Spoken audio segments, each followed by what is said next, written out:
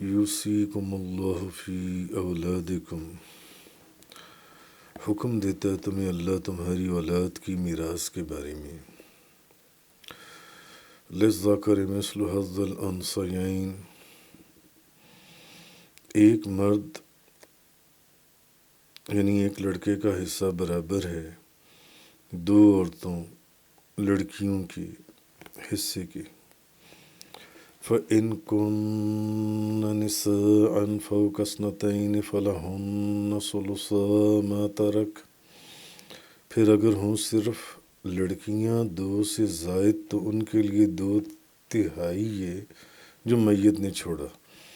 وَإِن كَانَتْ وَاحِدَةً فَلَهَا النِّصْفُ، اور اگر ہو ایک ہی لڑکی تو اس کے لیے نصف ہے، اس کے لیے۔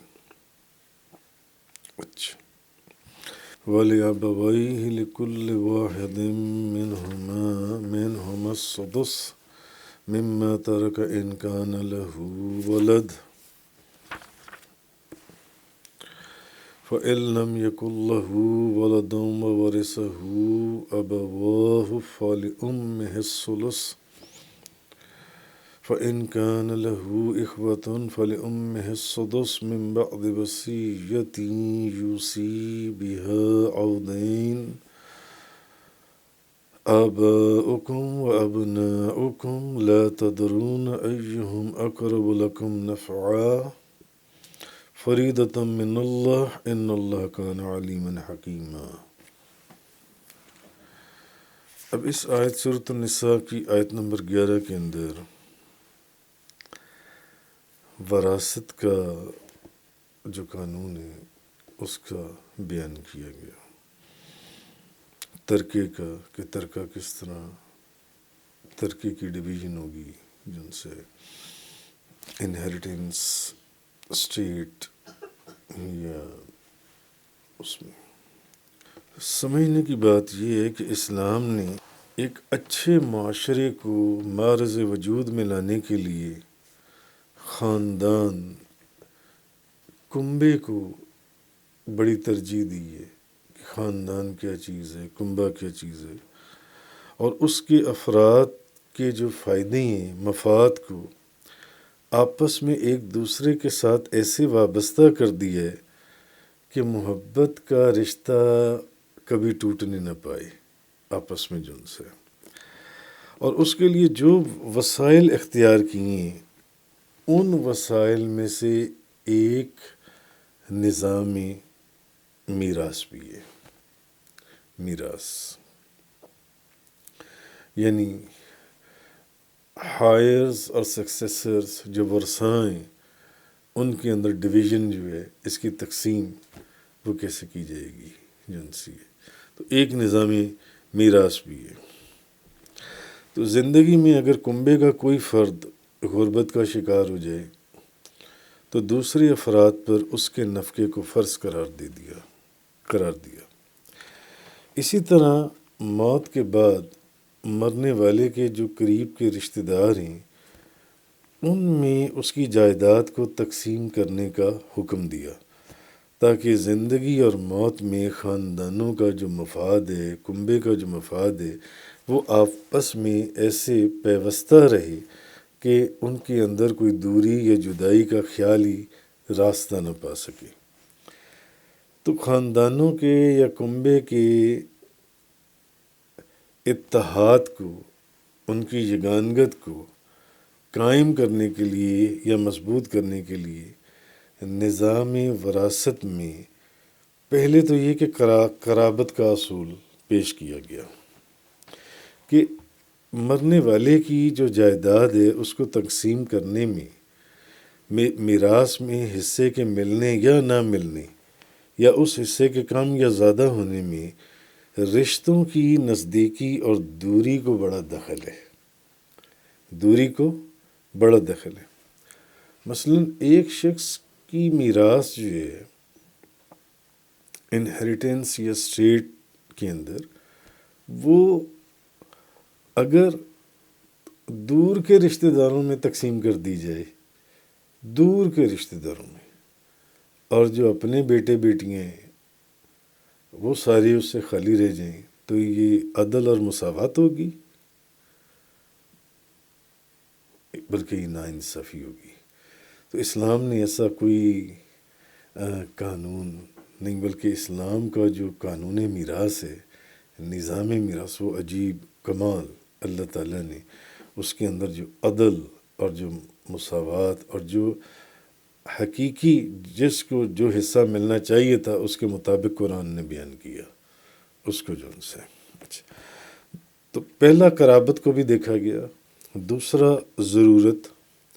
ضرورت کو دیکھا گیا، یعنی قریبی رشتہ داروں میں حصے کی جو کمی بیشی کا دار و مدار ہے وہ ضرورت کو قرار دیا۔ قریب کے رشتہ داروں میں جتنی کسی کی ضروریات زیادہ اور ذمہ داریاں زیادہ ہوں گی، اسی لحاظ سے اس کا حصہ بھی زیادہ ہی مقرر کیا گیا۔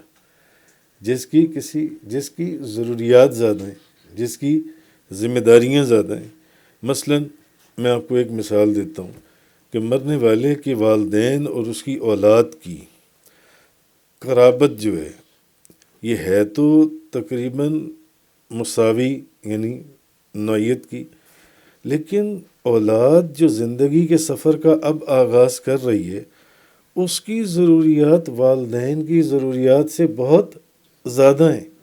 مرنے والے کے ایک والدین ہیں اور ایک مرنے والے کی اولاد ہے، اولاد کی ضروریات والدین کی ضروریات سے زیادہ ہیں۔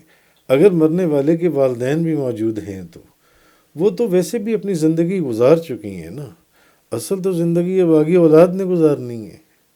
میری بات آپ سمجھ رہے ہیں؟ تو اصل چیز کہ ضرورت، یعنی قریبی رشتہ داروں میں حصہ کس کو کم دینا ہے کس کو زیادہ دینا ہے، اس کا دار و مدار ضرورت کو بھی قرار دیا گیا ہے جو ان سے۔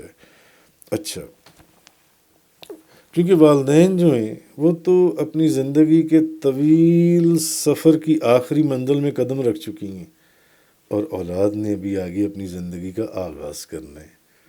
تو مرنے والے کی جو جائیداد، جو میراث ہے، اس کو کیسے تقسیم کیا جائے گا؟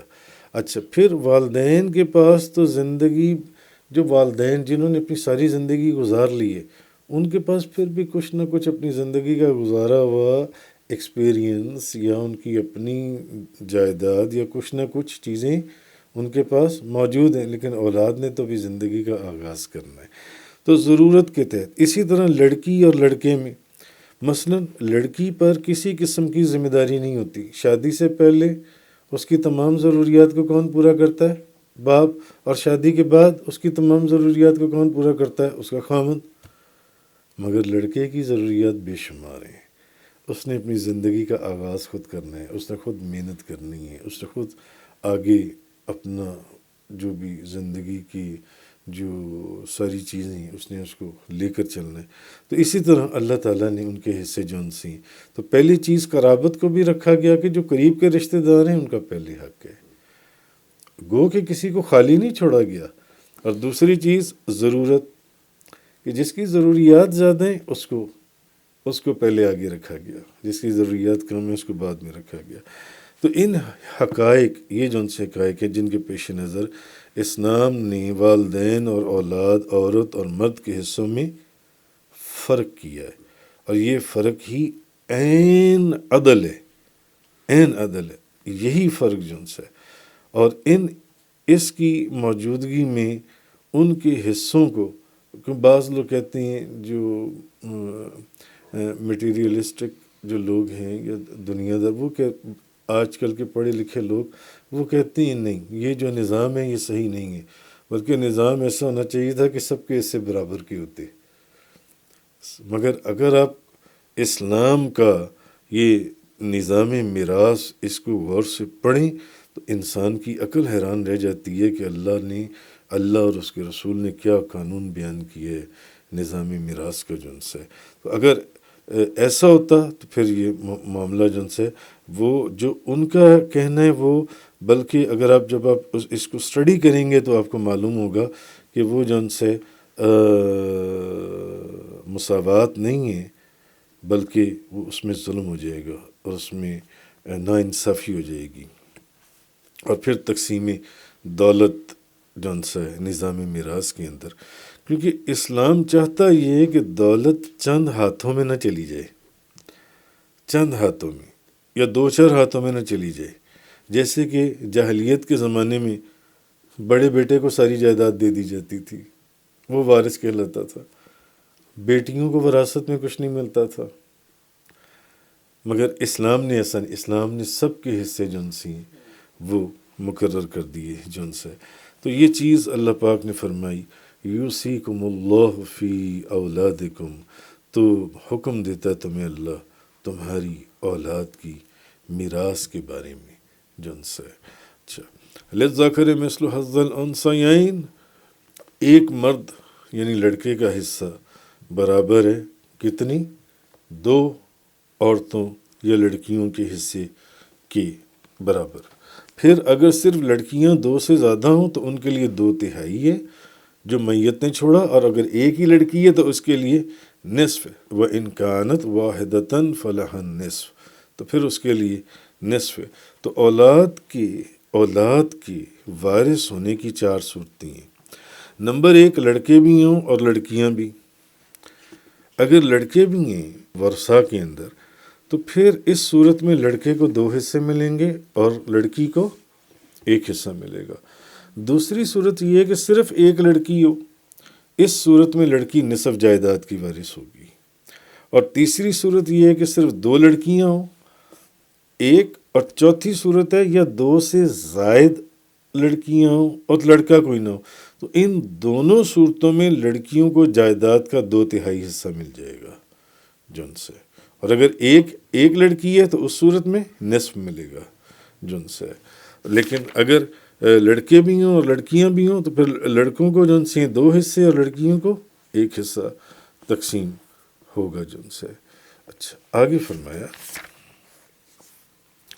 وَلِأَبَوَيْهِ لِكُلِّ وَاحِدٍ مِّنْهُمَا السُّدُسُ، اور میت کے ماں باپ سے ہر ایک کو چھٹا حصہ ملے گا. مِمَّا تَرَكَ إِنْ كَانَ لَهُ وَلَدٌ، اس سے جو میت نے چھوڑا بشرطے کہ میت کی اولاد ہو. فَإِن لَّمْ يَكُن لَّهُ وَلَدٌ وَوَرِثَهُ أَبَوَاهُ فَلِأُمِّهِ السُّدُسُ، اور اگر نہ ہو اس کی اولاد تو اس کے وارث صرف ماں باپ ہی ہوں تو اس کی ماں کا 3 حصہ ہے.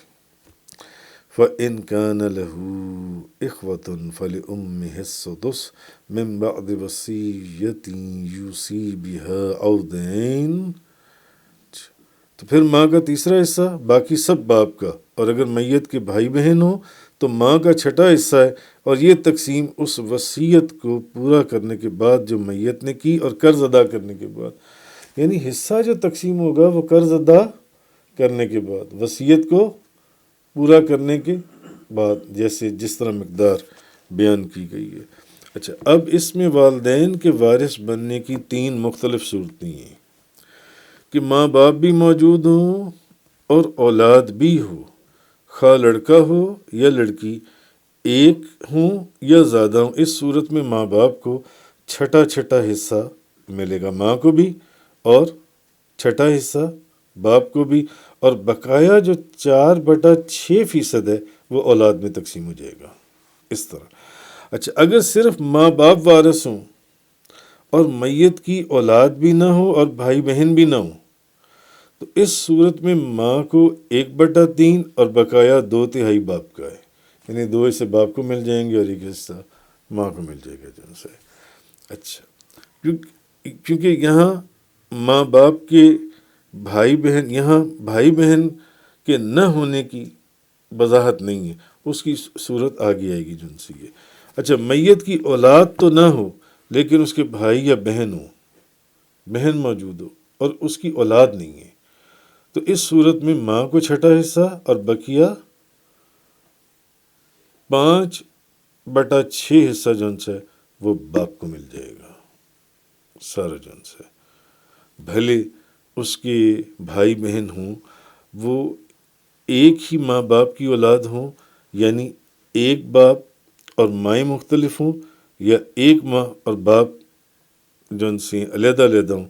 ان سب حالتوں میں ایک ہی حکم ہے کہ باپ کی وجہ سے بھائی بہنوں کو پھر حصہ نہیں ملے گا، بھائی بہنوں کو جو ان سے آگے فرمایا آباؤکم و ابناؤکم لا تدرون ایہم اقرب لکم نفعا فریدۃ من اللہ ان اللہ کان علیما حکیما۔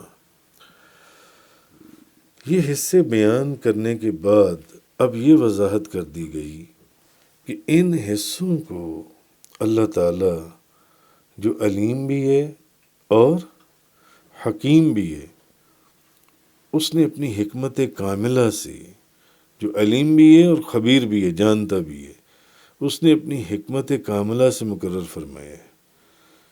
ان حصوں کو اللہ نے اپنی جو جس کی کوئی مثال ہی نہیں، بے مثل اور بے مثال حکمت، اس نے اس کے تحت ان حصوں کو بیان فرمایا ہے۔ تو تمہیں یہ اختیار نہیں ہے کہ تم ان کے اندر کوئی رد و بدل کر سکو، تم ان کے اندر رد و بدل نہیں کر سکتے، کیونکہ اگر یہ بات تمہارے پر چھوڑ دی جاتی تو تم کیا کرتے؟ اگر تمہاری مرضی کے اوپر چھوڑ دیا جاتا یہ سارا کچھ جن سے، میرا پہلی بات تو یہ ہوتی کہ تم کسی کو حصہ ہی نہ دیتے، تم سارا کچھ خود ہی اپنا اس پر قبضہ کر لیتے جن سے۔ اس لیے اللہ تعالیٰ نے جو حصے بیان کیے ہیں ان حصوں کے اندر رد و بدل نہ کرو، یہ ہونا ہے۔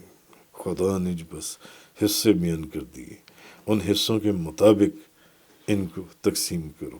اگر تم پر یہ چیز چھوڑ دی جاتی تو تم اپنی عارضی اور وقتی مصلحتوں اور اپنے مفاد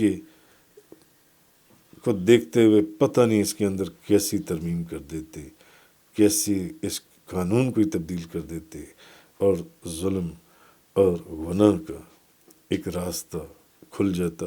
جیسے اس سے پہلے جو وراثت کا قانون تھا زمانہ جاہلیت میں، جب اللہ اور اس کے رسول نے اس کو بیان کر دیا تو معاملہ چینج ہو گیا، مگر اس سے پہلے کیا تھا؟ بڑے بیٹے کو ساری جائیداد دے دینی، تو چھوٹے بیٹوں کا کیا قصور تھا؟ ایک شخص کے 3 بیٹے ہیں، 4 بیٹے ہیں، باقیوں کو کچھ بھی نہیں دینا، یا بیٹیوں کو کچھ نہ دینا، صرف بڑے بیٹے کو دے دینا جان سے۔ تو وہ سب قانون اسلام نے جو قانون بنایا وہ کمال، اس کے اندر اسپیشلی جو اسلام نے اس کے اندر وہ رکھا، ایک قرابت، دوسرا ضرورت، اور تیسرا تقسیم دولت جنسی ہے کہ پہلے قریب کے لوگ ہیں۔ کیا آپ کا ذہن مانتا ہے کہ دور کے رشتہ داروں کو یا دوست احباب کے اندر آپ کے والد کی جو بھی ترکہ ہے اس کو تقسیم کر دیا جائے، اور جو بیٹے ہیں، بیٹیاں ہیں، بیوی ہے، اس کو نہ دیا جائے؟ مگر ایسا ہوتا تھا، بعض لوگ ایسی، اس لیے وصیت کا بھی ایک قانون بیان کر دیا اللہ نے۔ اس سے زیادہ وصیت نہیں ہے، یہ وصیت ہے، اور وہ بھی حصوں کو دینے کے بعد جس کا جو حصہ بنتا ہے اس کے مطابق اس کو وہ حصہ دے دیا جائے۔ جبکہ پہلے بعض ایسے بھی ہوتا تھا کہ لوگ کسی ایک لوگوں میں پرومیننٹ ہونے کے لیے کہ شاید میرے سے زیادہ سخی اور زہد اور تقوی کسی اور کے اندر نہیں ہے، اپنے بیٹوں اور اپنی بیٹیوں کو اور بیوی بچوں کو محروم کر دینا، اور ایسی وصیت کر جانا کہ یہ ساری دولت میں فلانے ٹرسٹ میں دے کے جا رہا ہوں، فلانے بندے کو دے کر جا رہا ہوں، یہ فلانی جگہ پر دے کے جا رہا ہوں، تو وہ گناہ تھا اور ناجائز تھا۔ پھر اسلام کا جو قانون نظام میراث ہے اس کے اندر پھر ضروریات کو دیکھا گیا کہ کس کی، مثلا لڑکے کی ضروریات لڑکی کی بنسبت زیادہ ہیں، لڑکی کے اوپر کوئی لائبلٹی نہیں ہے، لڑکی شادی سے پہلے باپ کی ذمہ داری اور شادی کے بعد خامد کی ذمہ داری، اس نے اس کے ساری چیز کو دیکھنا ہے دل سے۔ اولاد کی بھی جو محنت وہ خامد نے کرنی ہے کہ لڑکی نے نہیں کرنی، اس عورت نے، اس لیے اس ضرورت کے مطابق جو سا۔ تو یہ اللہ کا ایک عجیب قانون اللہ نے جو بیان کیا، اور دولت ایک ہاتھ کی میں جانے کی بجائے مختلف ہاتھوں میں، یعنی جس کا جتنا حصہ بنتا تھا خدا نے اس کے مطابق اس کی تقسیم کا بیان فرما دیا۔ تو اس لیے فرمایا فریدۃ من اللہ، یہ حصے مقرر ہیں اللہ کی طرف سے. ان اللہ کان علیما حکیما، بے شک اللہ تعالیٰ جاننے والا ہے اور بڑا دانا ہے. صدق اللہ تعالیٰ وبلغ رسول. تفسیر قرآن کا یہ لیکچر انگلش میں سننے کے لیے براہ کرم ڈسکرپشن میں موجود لنک پر کلک کریں.